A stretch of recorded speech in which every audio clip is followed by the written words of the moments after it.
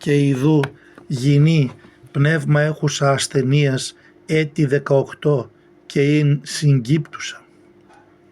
Η γυναίκα που είχε πνεύμα ασθενείας για 18 χρόνια και ήταν σκυμμένη και δεν μπορούσε να σηκωθεί καθόλου, να ανασηκωθεί, είναι η γυναίκα του ανθρώπου που συνθλίβεται από βάρη, πόνους, τραύματα και δοκιμασίες.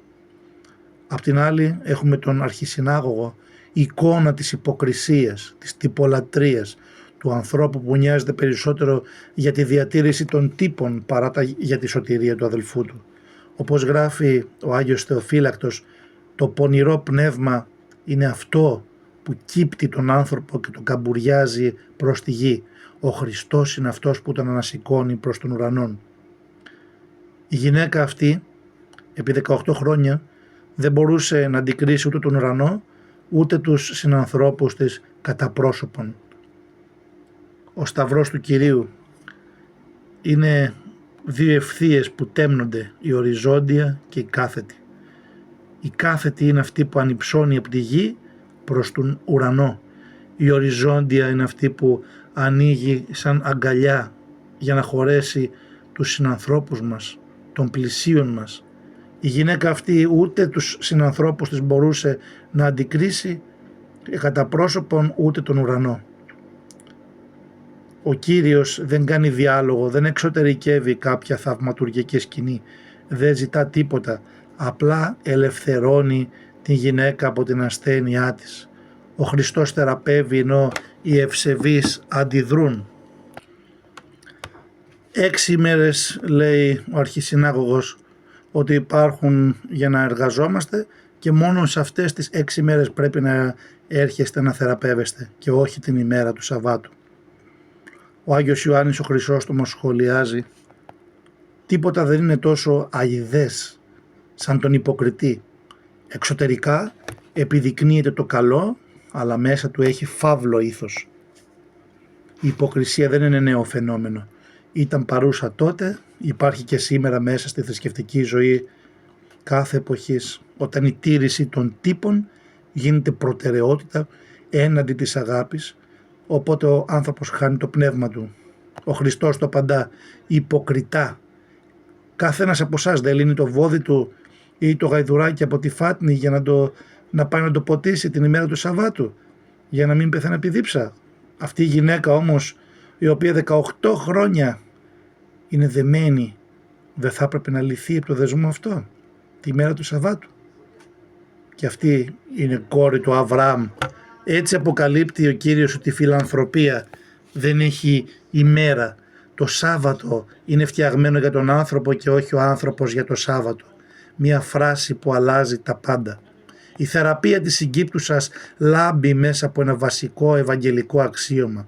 Το Σάββατο για τον άνθρωπο. Ο Άγιος Γρηγόριος ο Θεολόγος λέει: δεν ζητάει τον τύπο ο Θεός αλλά την καρδιά. Η αγάπη είναι το όφελος του νόμου. Του νόμου το τέλος η αγάπη. Έλεον θέλω και ου θυσίαν, η καρδιά του Ευαγγελίου. Το πνεύμα του Χριστού επιβεβαιώνει τη φράση την οποία ο ίδιος επανέλαβε 2 φορές.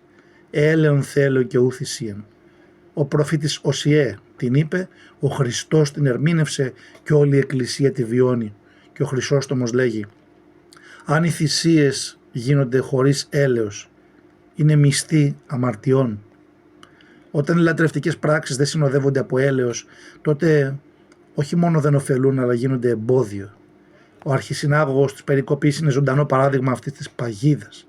Η συγκύπτουσα όμως είναι η εικόνα όλων των ανθρώπων που καμπουριάζουν, που κυρτώνονται. Οι πατέρες βλέπουν τη συγκύπτουσα όχι μόνο σαν μια άρρωστη γυναίκα, αλλά ως εικόνα του ψυχικά πληγωμένου ανθρώπου. Ο Άγιος Κύριλλος Αλεξανδρίας λέγει: η γυναίκα η συγκύπτουσα έφερε στη ράχη της επάνω την αμαρτία.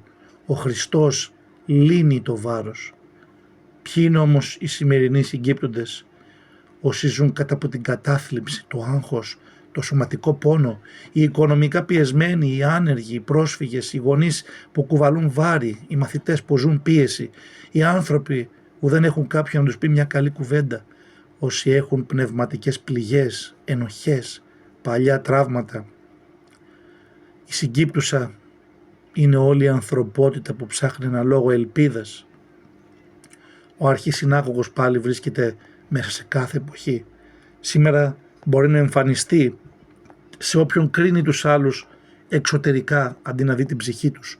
Σε όποιον εντός εκκλησίας γκρινιάζει για λεπτομέρειες αλλά δεν συγκινείται από τον πόνο του αδελφού. Σε όποιον έχει πνευματικές γνώσεις αλλά καθόλου πνευματική αγάπη. Σε όποιον μετατρέπει την πίστη σε ηθικισμό, σε έλεγχο, σε καταδίκη. Σε εκείνον που θεωρεί ότι ο Θεός θέλει εφταξία και όχι έλεος. Ναι, θέλει εφταξία, αλλά ο Κύριος προτάσει σε όλα την προτεραιότητα του ανθρώπου, του πλησίον μας. Η Εκκλησία σώζει, δεν καταπιέζει, θεραπεύει, δεν βαραίνει. Για την αρετή της υπομονής, την οποία άσκησε η γυναίκα αυτή 18 χρόνια, μας λένε οι πατέρες. Ο Ισαάκ ο Σύρος, ο Χρυσόστομος, ο Απόστολος Παύλος. Η υπομονή είναι μητέρα της παρακλήσεως, της παρηγοριάς. Τίποτα δεν στεφανώνει τον άνθρωπο σαν την υπομονή. Η υπομονή δοκιμή κατεργάζεται, η δε δοκιμή ελπίδα. Η υπομονή είναι το μυστικό της εσωτερικής θεραπείας. Η συγκύπτουσα άντεξε, υπέμεινε και ο Χριστός τίμησε την καρδιά της. Κάθε άνθρωπος θα περάσει περιόδους που δεν μπορεί να ανακύψει. Η περικοπή μας λέει ότι δεν είμαστε μόνοι. Ο Χριστός μας βλέπει ακόμα και όταν κανείς άλλος δεν μπορεί να μας προσέξει. Όλοι όμως κάποια στιγμή μπορεί να περάσουμε από τη φάση της συγκύπτουσας στην φάση του αρχισυνάγωγου, ο οποίος όχι μόνο δεν καμπούριαζε αλλά είχε ψηλά του κεφάλι από υπερηφάνεια, την υπερηφάνεια του φαρισαϊσμού και της τυπολατρίας. Η Εκκλησία είναι ένα θεραπευτήριο. Η σημερινή κοινωνία συχνά ψυχρή, ανταγωνιστική, αδιάφορη, έχει ανάγκη από χέρια ανοιχτά. Η κοινότητα της Εκκλησίας καλείται να γίνει χώρος όπου οι άνθρωποι σηκώνονται, όχι κατηγορούνται. Ο Χριστός δεν κάνει θαύματα για επίδειξη. Κάνει σημεία, δηλαδή σημάδια τοπικά και χωρικά, σημάδια στον χωροχρόνο τον φθαρτό της αιωνίου βασιλείας των ουρανών. Τα κάνει για να ξυπνήσει τις καρδιές μας. Η θεραπεία της συγκύπτουσας μας καλεί και μας να σηκώσουμε τους εαυτούς μας, όχι περήφανα, όχι φαρισαϊκά, να σηκώσουμε προς τον Κύριον άνος χόμεν τας καρδίας, να σηκώσουμε και τους άλλους, τους συνανθρώπους μας, να μάθουμε ότι ο νόμος υπάρχει για την αγάπη, να θυμηθούμε πως ο Θεός δεν ζητάει τύπους αλλά καρδιά.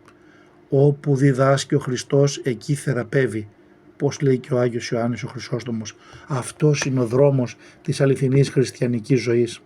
Στην παγκόσμια λογοτεχνία υπάρχουν πολλά παραδείγματα επηρεασμένα από το πνεύμα αυτής της περικοπής, όπως η Σόνια στο έγκλημα και τιμωρία του Ντοστογεύσκη ή η Φαντίν στους αθλίους του Βίκτορος Ουγκό. Υπάρξεις σκυμμένες, καταρακωμένες από τα βάρη του βίου και την προκατάληψη, την κοινωνική απόρριψη ή την αδικία. Όταν πέφτουμε από το βάρος του σταυρού που κουβαλάμε, εκεί είναι ο Χριστός να μας υπενθυμίσει. Ο ζυγός μου Χριστός και το φορτίο μου ελαφρόν. Δεν της αφαιρεί απλώς ένα βάρος, της δίνει ένα νέο δικό του που δεν συντρίβει αλλά ανασταίνει. Γιατί όποιος ζει με τον Χριστό δεν μένει συγκύπτον, αλλά είναι όρθιος, ελεύθερος και ικανός να σηκώνει τα πάντα με τη χάρη του. Η συγκύπτουσα είναι η εικόνα της ψυχής που λύγησε. Υπάρχει όμως και η φράση από την Παλαιά Διαθήκη που την διατήρησε και η Εκκλησία στη λειτουργική ζωή της. Το ύψωσον κέρας χριστιανών Ορθοδόξων είναι το παγκόσμιο αίτημα της Εκκλησίας. Να μας σηκώσει ο Χριστός από την πτώση, να μας χαρίσει εσωτερικό ανάστημα, να μας δώσει δύναμη να ζούμε όρθιοι στο φως Του. Όταν ο Κύριος λέει στη γυναίκα «απολέλησε», εκπληρώνει αυτό που εμείς ζητούμε σε κάθε λειτουργία, να υψώσει την ζωή μας από τη συγκύπτουσα κατάσταση της αμαρτίας και της θλίψεως και να μας κάνει λαό της Αναστάσεως, πλήρωμα και λαό της ουρανίου βασιλείας. Αμήν.